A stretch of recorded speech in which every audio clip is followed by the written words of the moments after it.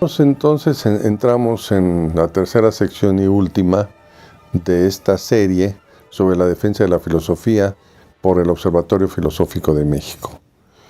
Hemos hablado primero de cómo surgió el movimiento en 2009, luego cómo se desarrolló y que fueron algunas de las causas por las cuales se empezó a desarrollar en México una educación de tipo tecnocrático. Se logró un triunfo y eso fue muy importantísimo, pienso yo. Creo que no recuerdo yo muchos momentos en el cual el gobierno tuvo que ir hacia atrás en respecto a ciertas reformas. Normalmente toman las reformas y ya no quieren moverse. Afortunadamente allí sí hubo una reivindicación de no solo de las disciplinas filosóficas que se dan en la educación media superior, lógica, ética, estética, filosofía, sino también del área de humanidades. Entonces, realmente se triunfó, realmente logramos que se volvieran a establecer. Ahora, el problema es que a partir de esto, ¿qué pasa? ¿No? ¿Qué es lo que cuáles son las tareas pendientes? ¿No? Creo que hay varias tareas pendientes. Una de ellas podría ser el tema de que necesitamos una formación, que las facultades y filosofía del país empleen todos sus recursos para una formación didáctica, esa es una. Luego, el otro es hablar de filosofía ya no solo en el sistema educativo, sino en la vida pública, y hablar de la filosofía para niños, para adolescentes, para adultos, emplear las nuevas prácticas de la filosofía. Sí, la filosofía no solo para filósofos, como muchos de nosotros nos formamos, ¿no? O sea, una filosofía para filósofos, sino también una filosofía para niños, ¿no? Claro, una reflexión, buscar que los niños reflexionen filosóficamente. Luego hablamos al respecto. Las nuevas prácticas de la filosofía que hablan de cafés filosóficos, de talleres, de las consultorías filosóficas, etcétera, asesorías filosóficas en los hospitales, en muchas partes. Allí cumple la filosofía. Y luego, claro, el tema tercero, que sería la difusión de la filosofía a nivel público. Y aquí quiero informar que un grupo de filósofos hemos alentado una carta a los constituyentes de la Ciudad de México en donde damos argumentaciones para que la filosofía forme parte de un capítulo de la educación en la nueva Constitución de la Ciudad de México. Sí, esta carta ha tenido, por cierto, un apoyo de todo el país, o sea, no solamente de aquí de la Ciudad de México, así que es una lucha próxima que el observatorio va a dar al respecto. Pero, en fin, en esos tres aspectos, ¿qué piensan ustedes? Pues, yo creo que una vez que se ganó la inclusión de las materias filosóficas en el nivel medio superior, se abrió la puerta para que la inclusión de la filosofía ingrese a espacios que antes eran impensados o inéditos, como la plaza pública. Y esta es una tarea pendiente dentro del observatorio filosófico y dentro de la comunidad filosófica. No solamente llevar a la filosofía a la plaza pública, sino también, muy bien lo dijiste, cómo enseñar ahora la filosofía una vez que se ha regresado a las aulas dentro de lo que la SEP llama el Sistema Nacional de Bachillerato. No podemos seguir con los métodos tradicionales, porque eso ha sido un entendido que se refleja en la reacción de los jóvenes frente a la filosofía, que la consideran como una materia más,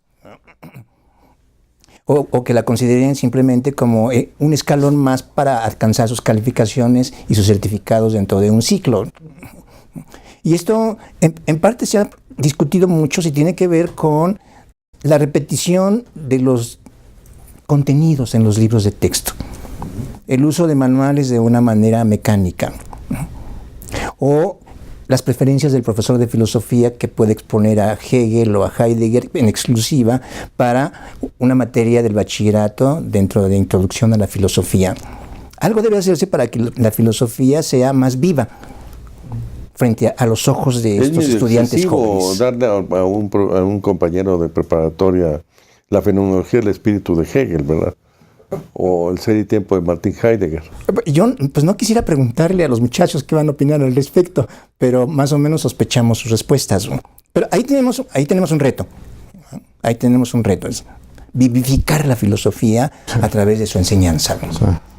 Claro. Convertirla en un momento de vida, no en letra muerta, con la pura repetición de los clásicos de la filosofía. Sí. Llevar a la plaza pública, entonces, es otro reto. Y creo yo que el tercer reto sería continuar con esta labor de convencimiento político, en donde la filosofía puede alcanzar más espacios por derecho propio y por una lucha legítima y digna, que tiene que darse frente al poder, como sucedió con la lucha que dimos en el Observatorio Filosófico y que estamos dando, pero que no debemos bajar los brazos ni debemos bajar la intensidad de esa lucha. Entonces creo que esos tres retos todavía están pendientes de resolverse plenamente. Y que la comunidad filosófica no piense que por haber ganado esta primera etapa, en donde el Estado había quitado la filosofía, pero ahora la regresa por un movimiento de la comunidad misma, se acabó el trabajo. El trabajo tiene que continuar, y tiene que continuar en los mismos términos, en la misma dimensión, desinteresada, ética y política. Sí, antes de darle la palabra a Guillermo, quiero decir que como producto de esta reflexión, pues publicamos este libro, ¿no? Entre Alfredo, Guillermo, Mauricio Bechot y su servidor, llamado Filosofía Mexicana incide en la sociedad actual, que es uno de los... Y acaba de salir hace muy poco este libro llamado La difusión de la filosofía es necesaria. Este es un bonito misal, ¿no? De reflexión, pues, sobre la difusión de la filosofía. Tú, Guillermo, ¿qué opinas sobre esto? Fíjate que yo creo que sin caer en un excesivo optimismo, creo que el movimiento del observatorio generó algunas tendencias positivas. Fíjate, por ejemplo, que creo que si uno ve los planes de estudio del bachillerato en línea de la UNAM, de las preparatorias de la Universidad de la Ciudad de México y ahora también del bachillerato tecnológico, se da cuenta que hay nuevas tendencias en los planes de estudio. Por ejemplo, el del bachillerato tecnológico. Me parece, lo vi hace poco, me pareció muy interesante, ¿no? Realmente tratan de bajar los problemas filosóficos a las preocupaciones de los jóvenes de esa edad, ¿no? Jóvenes también que están en un bachillerato que no es humanístico, y sin embargo plantean problemas y preguntas, sobre todo, que creo que pueden ser asimilados por los jóvenes de una manera muy interesante. Hay mucho trabajo que se está haciendo. Veo que en la Facultad de Filosofía y Letras, en el Colegio de Filosofía, hay un grupo de muchachos muy interesados en la cuestión de la difusión de la filosofía. Están trabajando con nuevas tecnologías, tienen blogs, hacen podcasts, ¿no? Están en redes sociales. O sea que yo sí veo que hay algo que está creciendo. Ojalá que pueda seguir así. Es muy importante el tema de llevar la filosofía más allá del aula, ¿no? Y esto yo creo que es un movimiento que estamos viendo no solo en México, sino en muchos otros países del mundo. Llevar la filosofía, como decía José Alfredo, a la plaza pública, a todos lados. Y llevarla no solo a los jóvenes, ¿no? Que es donde le hemos estado dando, sino también a los niños, a los adultos mayores, ¿no? Ahí hay mucho trabajo por hacer. Yo creo que entonces una primera conclusión es que lo que tenemos que hacer es una reforma de la educación filosófica, ¿no? Y esa reforma sería en dos niveles: reforma a nivel educativo del sistema educativo y reforma a nivel público. Y a nivel educativo, pues tenemos que ampliar la filosofía para niños, justamente que es poner a los niños a pensar, a analizar, a reflexionar sobre los problemas que ellos viven, ¿no? Ellos viven el problema de las agresiones, de la discriminación, de las diferencias de género, problemas del amor, de la muerte, etcétera, que les preocupan a los niños también y que pueden ser conducidos con una reflexión filosófica adecuada, ¿no? No le vamos a decir al niño, mira, aquí tienes la fenomenología del espíritu de Hegel, ¿no? Para mañana, por favor, léete el primer capítulo, ¿no? No, es terrible, ¿no? No, sino una filosofía, es decir, enseñarnos a pensar, a pensar. Entonces, ya hay toda una serie de escuelas en Francia sobre la reflexión para niños. En Estados Unidos hubo un buen inicio en los 50 con Matthew Lipman, y aquí en México algunas cosas, pero todavía falta mucho. Todavía algunos compañeros filósofos creen que la filosofía solo es para unos filósofos, Sí, ¿no? fíjate que, si me permites, en el siglo anterior tuvimos un movimiento de profesionalización de la filosofía mexicana que fue muy importante. Coincidió también con un proceso semejante en toda América Latina. Se trataba de que la filosofía fuera más profesional y por eso se entiende muchas veces que fuera más especializada, ¿no? Filosofía para filósofos. Qué bueno que tenemos todo eso, pero yo advierto un peligro en ciertos círculos de la filosofía profesional mexicana, de que se encierre demasiado en sí misma, ¿no? Una filosofía casi hermética, ¿no? Aislada del resto de la sociedad, del resto de la cultura, de las grandes preguntas del momento, y una filosofía que de tan especializada se vuelve demasiado estrecha, ¿no? Es muy importante que la gente no piense que eso es la única manera de hacer filosofía, ¿no? Hay muchas maneras de hacer filosofía, muchas, ¿no? Esa es una de ellas, muy digna, muy importante, ¿no? Muy valiosa, pero hay otras, ¿no? Siempre que sea creativa, ¿es? También podemos decir siempre que sea creativa, pero hay otras maneras de practicar la filosofía, ¿no? Hace filosofía el profesor en el aula, a nivel bachillerato, que está con sus alumnos. Los alumnos están haciendo filosofía también cuando se están planteando las preguntas. La filosofía no es propiedad de los especialistas. La filosofía es algo que pertenece a la sociedad en su conjunto, ¿no? Que no debemos permitir que se le quite a la sociedad esa capacidad de pensar, de reflexionar de manera filosófica. Esto yo creo que es una gran tarea que tenemos por delante. Entonces, justamente las nuevas prácticas filosóficas son ese puente entre una persona que no conoce filosofía y un apoyo, ¿no? Sobre todo para aplanar los problemas de la vida cotidiana, los problemas éticos, etcétera, ¿no? La filosofía es un auxilio, ¿no? Para que la gente pueda reflexionar sobre su propia práctica, ¿no? No decía Sócrates que una filosofía no vivida sin reflexión no vale la pena, ¿no? Pues es una vida sin reflexión de lo que es de sí mismo, de las alternativas de la existencia, pues ¿qué es? Exactamente. Es un automatismo, ¿no? Sí. Vivir la vida así, sin sentido. Claro. Yo creo que para lograr ese objetivo, también la filosofía debe acercarse a otros campos. En el campo de la divulgación de la ciencia hay toda una trayectoria. Ahí está la Dirección General de Muy Divulgación de la UNAM. Ciencia, por ejemplo, de la UNAM, ¿verdad? Sí. Está la Academia Mexicana de la Ciencia. Ellos tienen libros sobre divulgación, experiencia concreta sobre divulgación, dirigida a distintos sectores, los niños, los adolescentes, los adultos, como lo que se pretende que hagamos en filosofía. ¿Por qué no acercarnos y mirar qué se ha hecho en ese terreno después de muchos años en la divulgación de la ciencia? Y crear analogías con lo que deberíamos hacer en la divulgación de la filosofía. Ahí están enseñanzas que son valiosas. Claro. No solamente fuera, no solamente fuera, también dentro. Si estamos hablando de una reforma de la educación para la enseñanza de la filosofía, también hay bastantes experiencias en el interior de la institución educativa. Ahí están pedagogos, psicólogos, que pudieran enriquecernos para cumplir con este fin. Y creo que también es un fin que debemos fomentar dentro del observatorio filosófico como una tarea posterior a las que ya hemos realizado.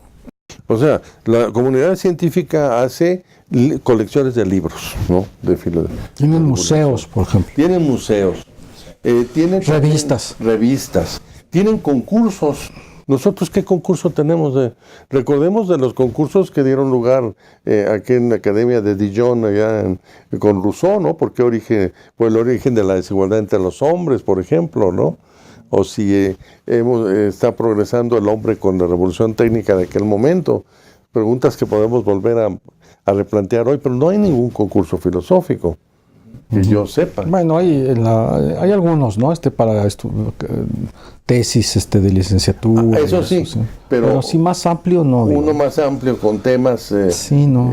Creo que no tenemos. Y no tenemos tampoco secciones dedicadas a la difusión de la filosofía en las universidades, o por lo menos dentro de los sistemas de difusión. Por ejemplo, hay en algunas universidades, en esta, por ejemplo, hay una dirección de ciencias y humanidades, pero generalmente las humanidades no aparecen mucho. Sí, bueno, por ejemplo, esta combinación de ciencias y humanidades, si me permite, el tema yo creo que está ligado, creo que tiene que pensarse un poquito más a fondo.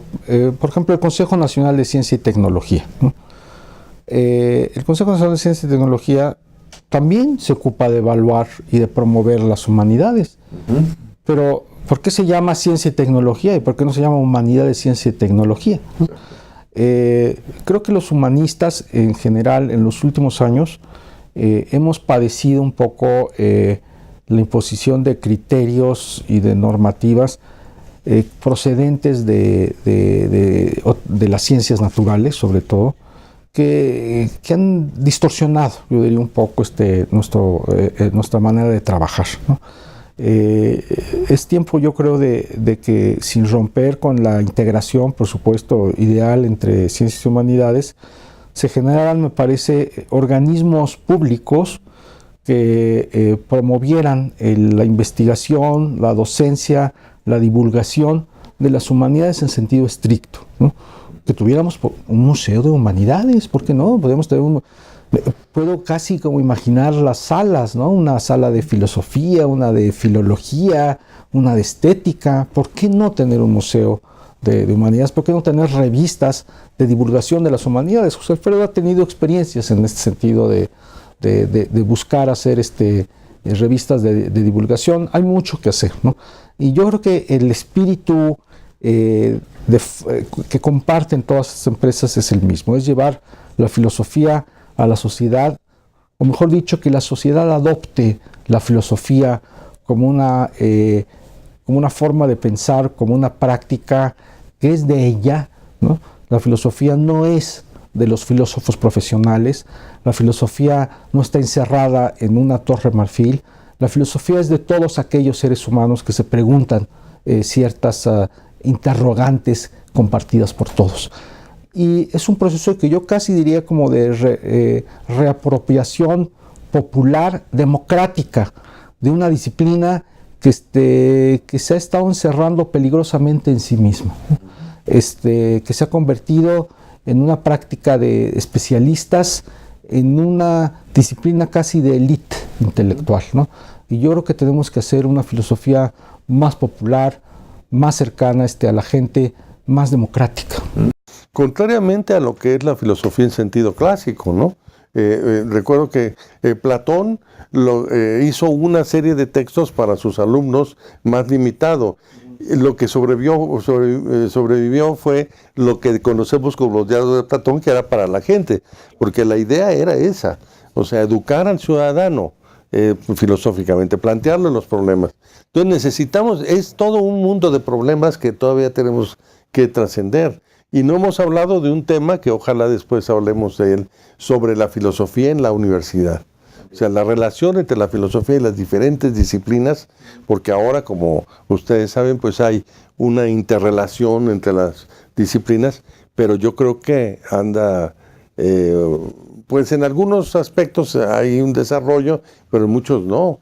¿No? ¿Qué relación hay filosofía y economía, filosofía y contaduría, filosofía, que tú sabes bastante de eso, filosofía e ingeniería, ¿no? Y arquitectura? Es decir, esta relación filosofía interdisciplina, ¿no? Que sería otra tarea pendiente de nuestra, ¿no? Pues ya para concluir entonces, Alfredo. Yo pienso que la tarea que se desarrolló por vía del Observatorio Filosófico de México, ahora que ya pasaron 8 años, comenzó en el 2008-2009, digamos, creo que puede ser retomada en aquellos aspectos que sean muy rescatables para la comunidad y darles una nueva ruta y cauce.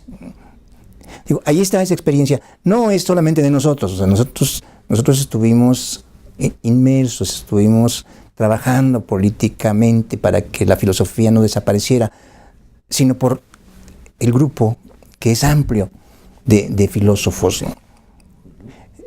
Esta comunidad que pudiera alcanzar un sensus communis muy aprovechable para continuar resolviendo estos dilemas que se nos presentan actualmente, como la divulgación, como la reforma de la educación y la enseñanza de la filosofía.